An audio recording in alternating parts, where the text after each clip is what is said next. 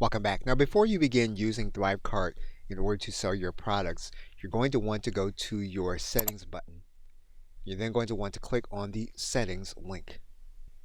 And you're going to see at the top left that you have integrations.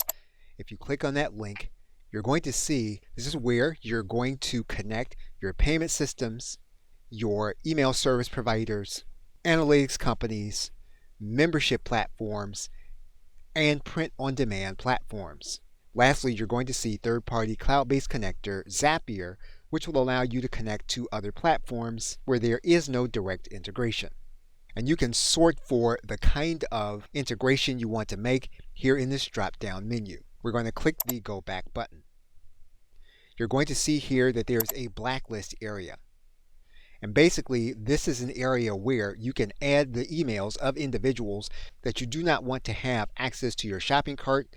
You can place in their IP address and or their email address here in this area. You're going to see account-wide settings. It's here where you can control the options regarding the invoices that your customer will see. And it's here where you can determine the ID number of your invoicing system. You're going to see your financing settings. And it's here where you can determine two settings controlling your financial appearance. You're going to see the Customer Hub area. And it's here where you can write in a contact email or a support URL. You can determine if you are going to allow the customer to cancel their subscription from your Customer Hub. And you can upload a logo to brand your Customer Hub. Now, the URL that Thrivecart puts here is grayed out for the sake of this video. But if you go to that URL, you can look at the experience that your customer will have. And when your customer goes to this URL, they will be able to put in their email address so that they can see their account and all of their previous purchases.